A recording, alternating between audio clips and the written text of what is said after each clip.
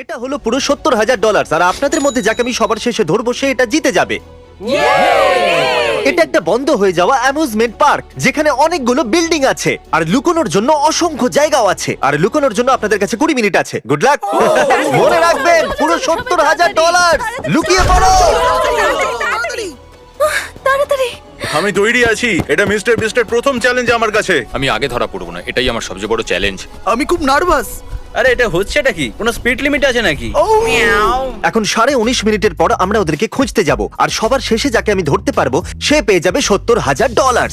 Chandler বাথরুমের ভেতরে লুকিও না, না। আমি বাথরুমে লুকোইনি।